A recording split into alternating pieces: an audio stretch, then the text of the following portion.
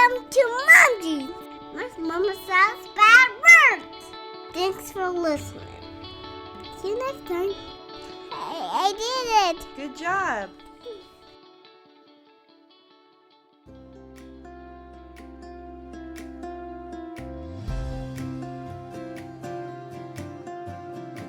Finding the right jeans is hard. Accepting your jeans is even harder. Whether you wear boyfriend or bootcut, high-rise or low-rise, this podcast will teach you to love the jeans you are in. I'm Rachel. And I'm Tina, and we're going to use modern research to bust diet myths and get real about body after baby.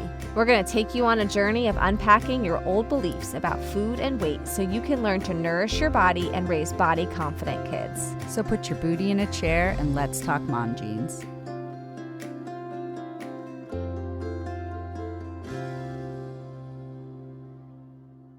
Welcome to Season 4 of Mom Jeans. This season is called the Bite Size Education Series, where we give you quick bits of science and psychoeducation to help you in your journey towards body respect. This season, we will be answering your listener questions and interviewing amazing experts to expand your knowledge. So get ready for easily digestible, pun intended, pieces of education in podcast form. And in this week's episode, we are so excited to be interviewing Tammy Beasley, registered dietitian. Tammy has practiced as a registered licensed dietitian specializing in eating disorders within multiple levels of treatment over 3 decades. As the first eating disorder dietitian certified with IADEP in 1993, she served as the director of IADEP certification from 2013 to 2017, and most recently co-wrote the Academy of Nutrition and Dietetics Standards of Practice for Eating Disorder Dietitians. Tammy joined Alsana Eating Recovery Communities in 2015 and is responsible for the clinical and culinary nutrition program development, implementation, and training as Vice President of Clinical Nutrition Services. We cannot wait to dive in with this expert dietitian, so let's get to it.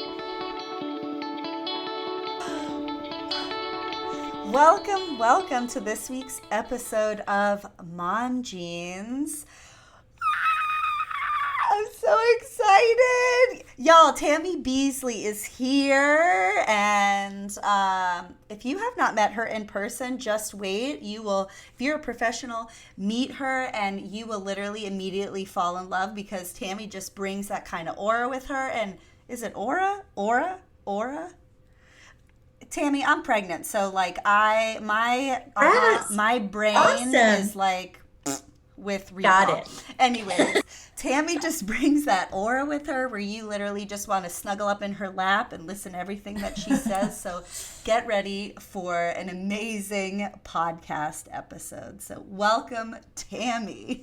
Well, thank you, Tina, Rachel. I have been looking forward to hanging out with you guys. And Tina, I feel like I could literally say the same thing about you when I first met you. It's like all of a sudden you're like, the energy in this room just changed. What happened? So yes, so we go back to your California days. I know. Yeah, don't let my Texas people hear that. I am from California. Do not shame me. They knew that already. Yes. But yeah, it goes back. And now here we are, like what, 10 years later still. Tammy's at it. I know Let's do it. I know it. Exactly. So y'all, Tammy is here to talk about the sponge analogy, and we will dive into that, and so you can know what the heck we are talking about. What are you going to talk about sponges today, huh? Yes. Yeah, tell us a little bit about who you are. We're singing your praises, but tell our listeners just a little bit about who you are, and then yes, dive into the sponge analogy because that is why we brought Tammy on. She has an amazing analogy to explain gut health, and specifically for me, who's not a dietitian here, it breaks it down to ways that even us simple therapists can understand. So yes, introduce yourself and then please dive in.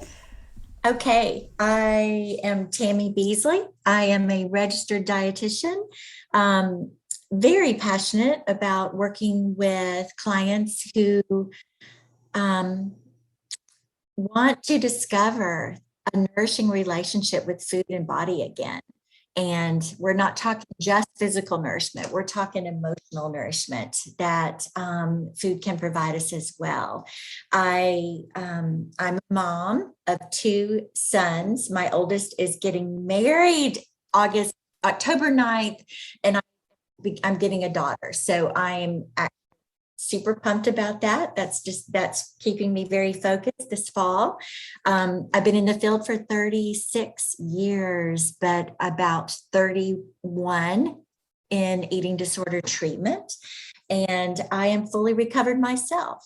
And it overlapped my first few years as a dietitian. So boy, do I know shame really, really well. And say in almost every presentation I ever give, shame is a soul eating emotion. That is a quote. And, disordered eating and judgment around food just lives and breeds in shame.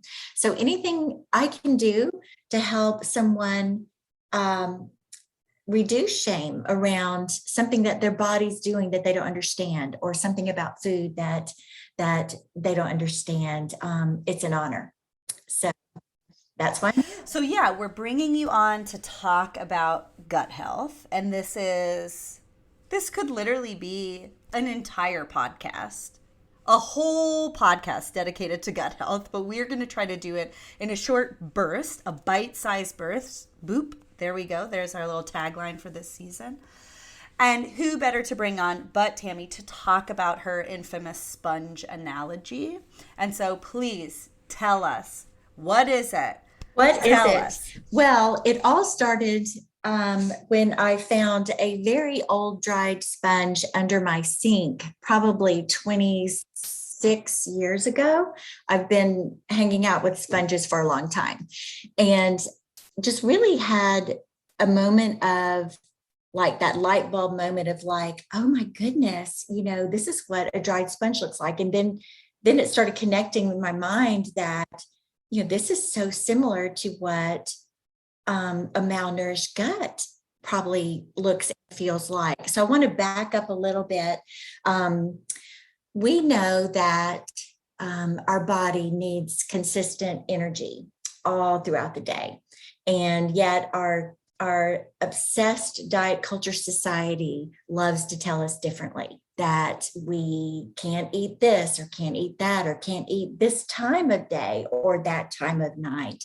And it is just no surprise that our guts are kind of jerked around, honestly, with fueling our body, then not fueling our body, and then giving it this or giving it that. So the reason I love this sponge analogy so much is that I'm holding it, I know you can't see it, but these 2 sponges literally came from the same pack, but one sponge is used like it was meant to be used. It is consistently watered and,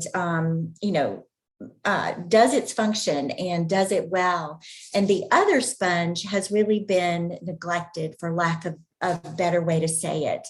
And the difference here is not only in function, but in size and in pliability. I don't know if you can hear me.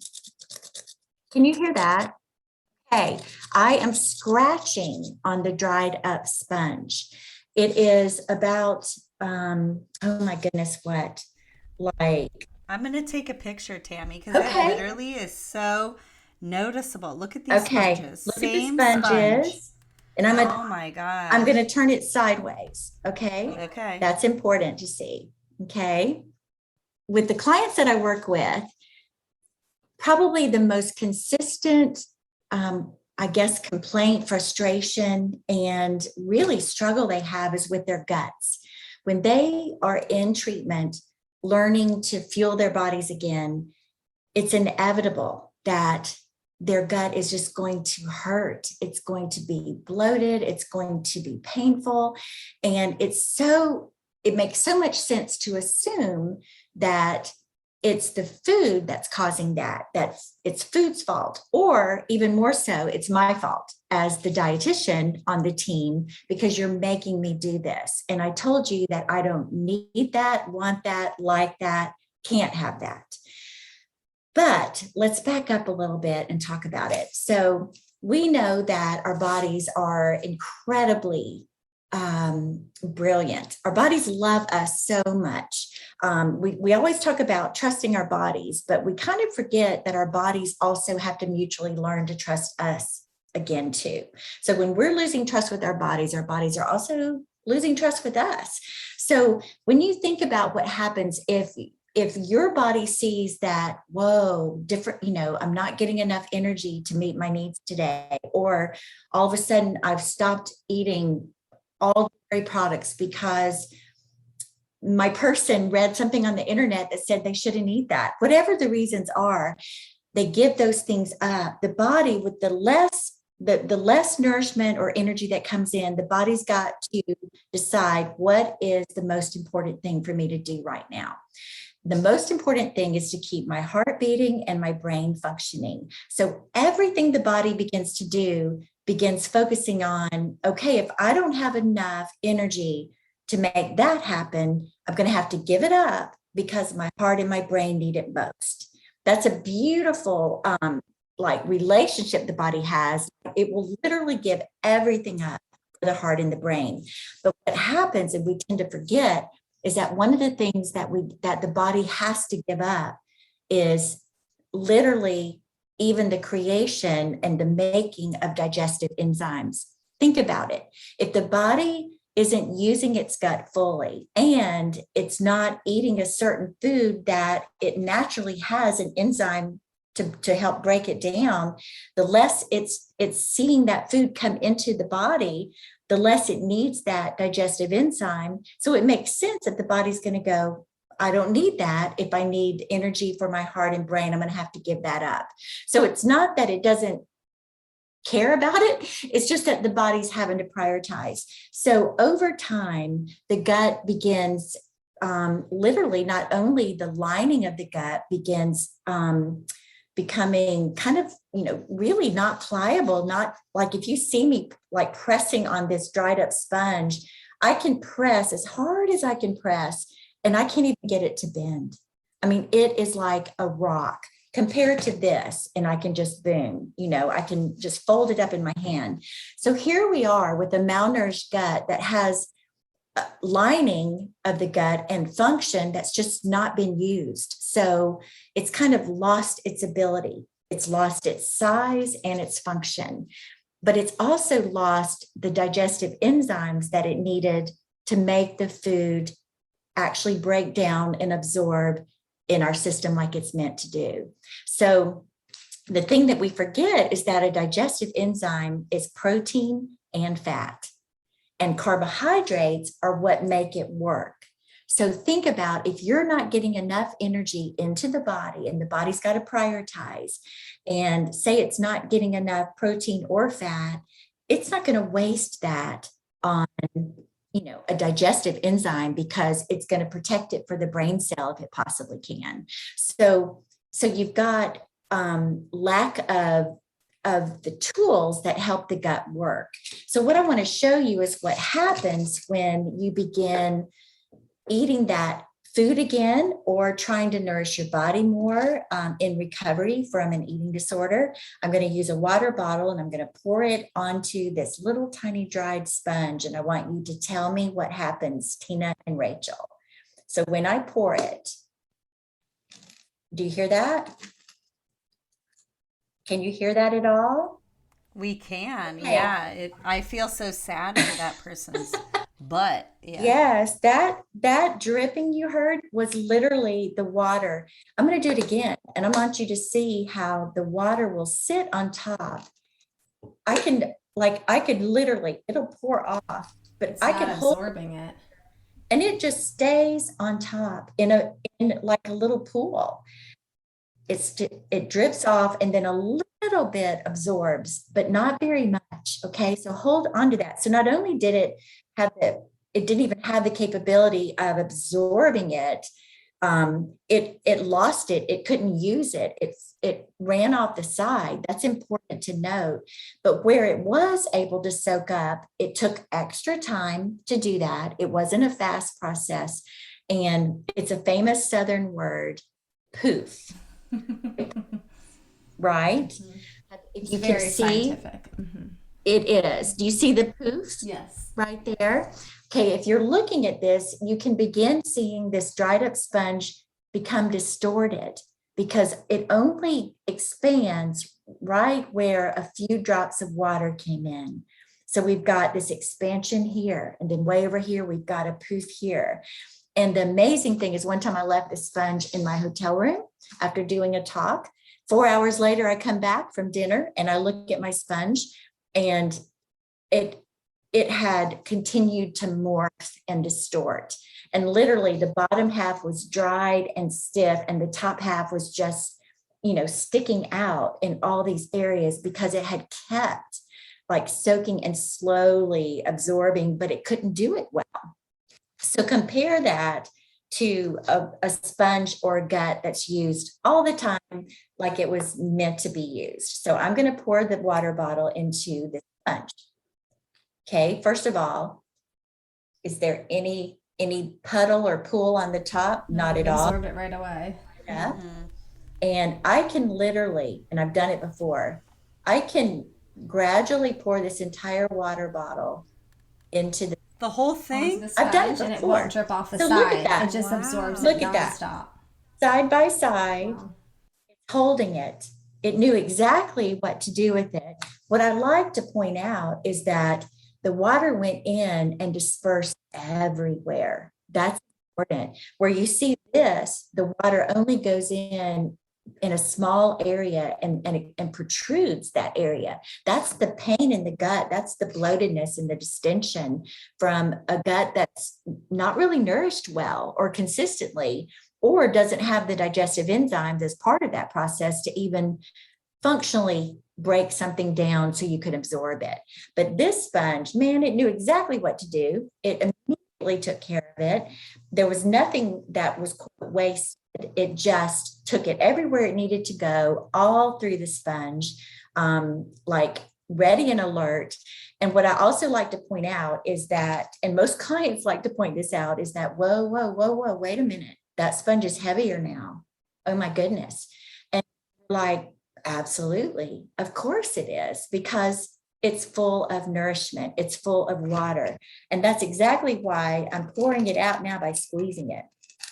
So your body's using that nourishment all between the filling up and the nourishing the body. So we call that poop. We call it poop. Or Okay. energy dispersing poop. throughout your body. Yes, energy. It's also energy dispersing, but for teens, Energy. it includes poop Yeah. and pee. Yes, it does. Well, I think, because clients come in and they're like, yeah, they're scared of Yes. this number, right? Well, Yes. I am, for those that are really struggling, I'm weighing more after I eat, or my stomach does distend appropriately because you Yes. just put food in your body, and it's like, yeah, guess what? That's so safe. That is something that needs to happen. And guess what? Guess what happens? And I say poop because you're squeezing it and we can Yes. hear it just Yes. like drain out, right? Like Right. that your body does pee, it poops, it absorbs this energy, and it truly doesn't hold on to that particular, weight because it's pooping, it's peeing. Right. And so our body right. all day long is having this consistent fluctuation because we're taking in food, we're expelling food. Exactly. Taking in food, expelling Taking it, food. absorbing, expelling, taking, absorbing, expelling. And I love to show that did it change in size? Not at all. It stayed literally, the function that gut stayed the same. There was no, again, distension. There was no poofing. It just knew what to do. And what I love like you said, Rachel, you can tell that the water has absorbed in every little sponge cell. And I think that is a very important thing to think about too, because here there was only a little channel that the water could go through in that dried up sponge. It wasn't capable of going everywhere. It could only go in a little section. The more I use the dried up sponge, it will become this. If you put this over and over and over in water, it restores itself to this. but it takes time. And it's important to realize that we can't really rush that process, but there's hope in that process, because this will absolutely become this again. And you can see here too, where the water has absorbed in that dried up sponge, I'm getting a little bit more ability and flexibility there. How scary for a client who doesn't understand this, and all of a sudden there's pain and bloatedness, and they're scared and they don't know why it's happening. I think this will help.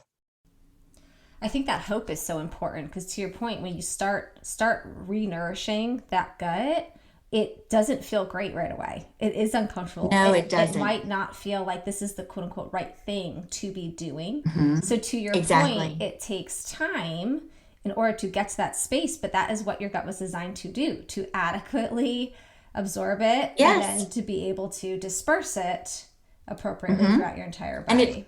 And I love, the gut knows where to take it, knows to send it, knows to send that energy and to send that waste. It knows what to do with the food that we give it. So much hope in that. And I think it takes some of the shame and judgment from the process of trying to re-nourish our bodies, or, bring in more variety into our meal plan. The variety, we know, is so important for multiple reasons, but we know it also is a sign, like those who have more variety in their daily nourishment actually are the ones, if they're being treated for an eating disorder, they're the ones that have the stronger recovery. It's been proven over and over and over. Another thing that I like to bring up about sponges in relationship to the gut is the fact that our gut produces 90% of our body's serotonin. And serotonin is the neurotransmitter or hormone that we're kind of probably familiar with, that really kind of brings that peace and that calmness. And if our gut produces 90% of it, this would be this gut. But what about this gut? A gut that doesn't have the ability to really flex and move and function, you're going to get less and less serotonin on just a daily basis from your gut alone. And sometimes that has been the really magic moment for some clients, because they're feeling anxious, they're feeling depressed, they're also malnourished. And they're like, I don't even care about nourishing my body because I'm already depressed and anxious anyway. That's not going to help any. But the connection of being able to see that actually the gut is where we make 90% of our serotonin that releases anxiety, that reduces depression. The more nourished our gut is, the more ability it's going to restore to make that serotonin in the first place. And we also know that if there's any medication involved, medication into a malnourished gut is just not going to flow very well. It's not going to be dispersed throughout. It's going to be stuck.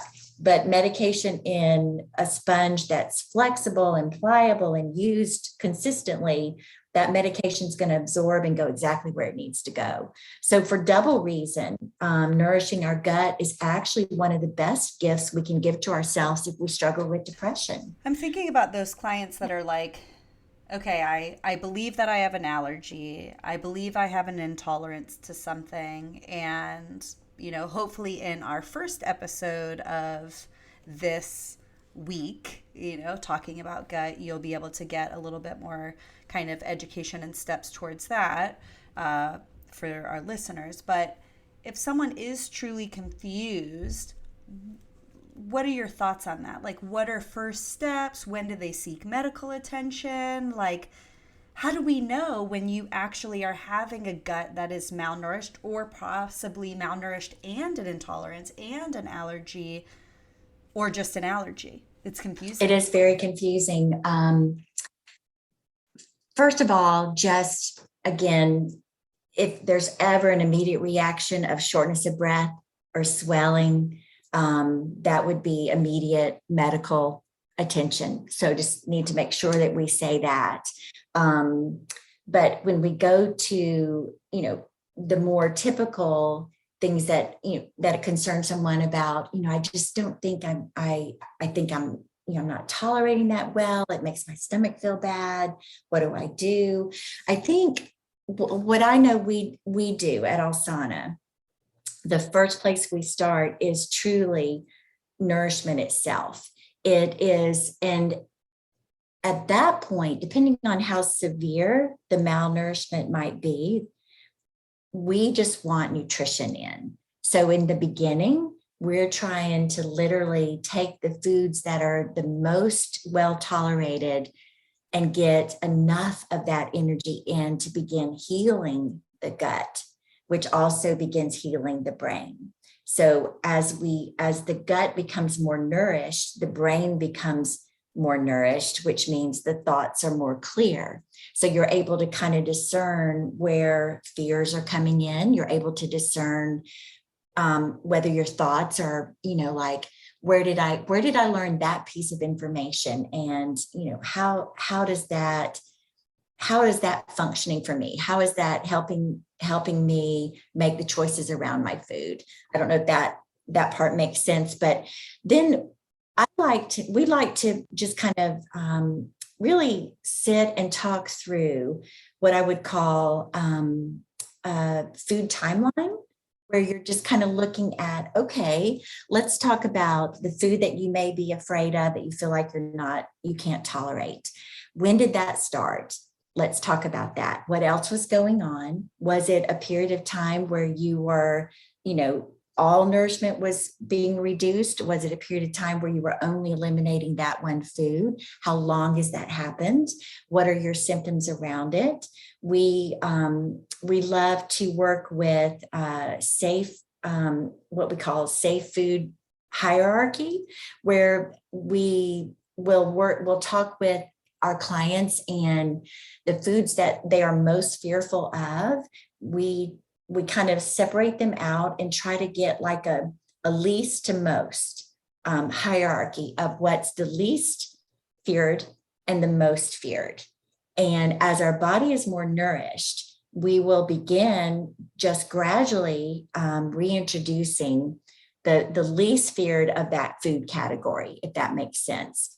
But it also requires, I think, anxiety and stress do a lot to our gut that we're not sometimes aware of. So I think it is really important that you feel safe, confident, breathing, that you just slow down your anxiety, in the sense of trying something, like stepping in to try a food that you haven't tried in a while. Say it's dairy products, and your most feared might be milk, but the least feared might be yogurt. So we would start with the yogurt, but I would also want to start when your body is being nourished consistently, and when you are in a space that you can kind of stay more curious and compassionate than fearful and stressed. So I think it really does require compassion,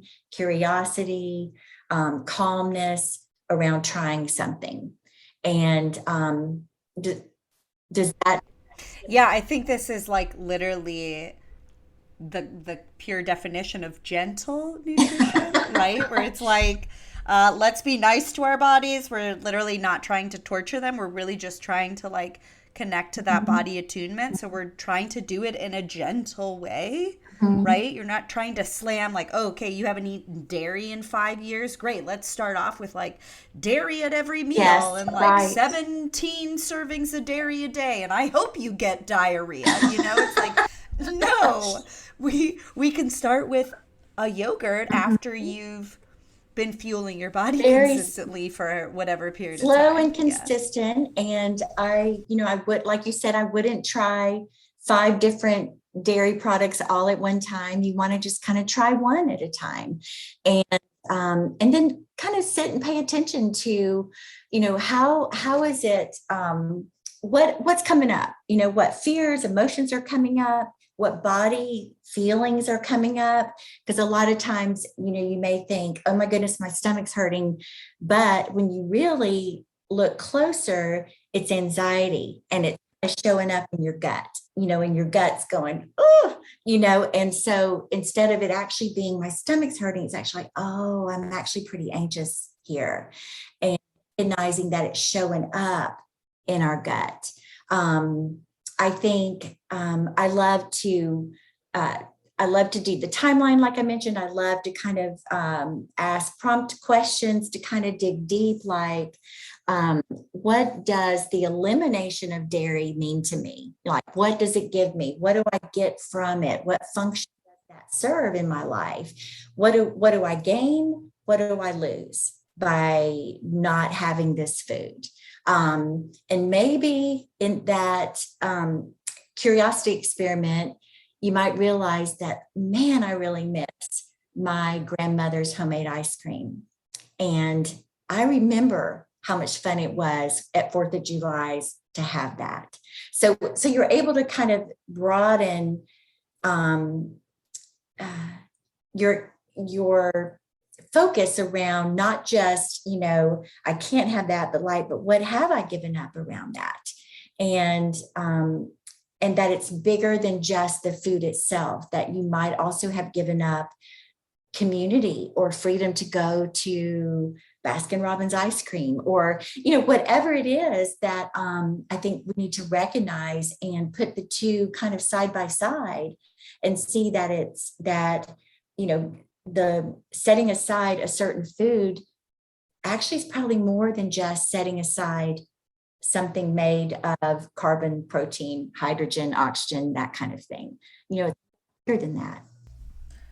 I think you're hitting the nail on the head with why this topic is so confusing, because diet culture has come in and hijacked this concept of gut health so much that you're right. A lot of people are making these decisions based on the word you said, which was fear and anxiety.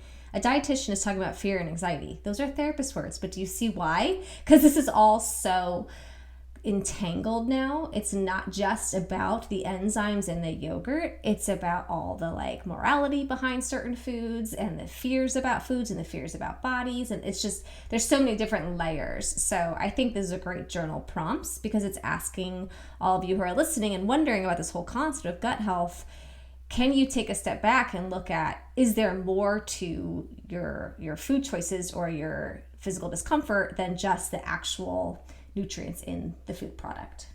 Exactly. I love that. And it's a therapeutic skill set, but dietitians working in kind of this space, where it's such a collaborative relationship with the therapist, we go hand in hand, but that the whole concept of putting a little bit of space between an emotion or say dairy is bad, or dairy is poison. I don't know. You can make up whatever statement it is. Then being able to stop and just put a little space before that by acknowledging that I'm having a thought that dairy is bad. And I loved it. What I feel like that does is buy a little space, buy a little time before the shame flood starts, carrying you with it and tumbling you over because of the shame you've attached to a certain food, or, what diet culture has said about this or that. So being able to step back and go, okay, I'm having a thought that dairy is bad. Where did I get that thought? Who told me that thought? What did Tina tell me about dairy? And kind of like, there's just a little bit of safety net when you can step back and go, okay, that's a thought. Where'd that thought come from? And who told me that message? What has my body told me about that? And just kind of being able to separate a bit so that you can, I think we obviously have a lot more ability to kind of shift a thought than we do an emotion in the middle of an emotional flood. It's almost impossible at that moment. So I think, all right, we can literally keep going for hours because we have just scraped the surface, right? We haven't even gotten into the full meat of this. However, to keep it bite-sized, we are going to kind of wrap it up. So, Tammy, will we be able to post the Alsana sponge analogy handout on our website under your episode? Oh, absolutely. All right. So, listeners, you will find it on our website in the show notes for the podcast. We will link that sponge analogy so that you could also simultaneously have the visual. We'll post these pictures of lovely Tammy holding up these sponges. And so, yeah. But can you tell our listeners where they can find you or kind of get more of this lovely information? Sure thing. My Instagram is at Tammy Beasley. So first two halves of my name, Tammy Beasley, Tam Bees, RD. Would love to see you there. I post just all things related, anti-diet culture and the joy of nourishing our bodies again. And certainly have email as well, but you can start with Instagram there. And I really appreciate you guys letting me hang out with you. And I hope the sponge changes the life of everyone who takes a moment to listen to it, because it has the potential to do that. Again, like you said, Rachel, I think it holds hope. And bottom line is that's what we need, right? It's the hope that this is not where that this is not the end point. There is something else. Oh, for sure. Thank you. Well, thank you, Tammy. You've been fabulous. Yes. You're welcome. Thank y'all. That's a wrap on this episode of the Bite Size Education Series, and we hope this new information provides you with a more critical lens when you hear mainstream diet culture messaging. You can connect with us on social media, on Instagram, at Mom Jeans the Podcast, and feel free to email your own listener questions to momjeansthepodcast@gmail.com. If you loved the episode, please leave us a rating and review on iTunes and recommend the episode to a friend. Sending you the inner strength to accept your jeans with a G and wear the jeans with a J. Bye. This episode of Mom Jeans was produced and edited by Rachel Coleman and Tina LeBoy. Just a reminder, this episode is not a substitute for therapeutic counsel or nutrition advice. Thank you to Jerry DePizzo for the music production. You can find episode information and show notes at www.momjeansthepodcast.com. Follow us on Instagram at momjeansthepodcast and join the Mom Jeans the Podcast Facebook group to find a community of mamas learning to love their bodies and discussing the episodes. Thank you. Thanks for listening to Mom Jeans. See you next time.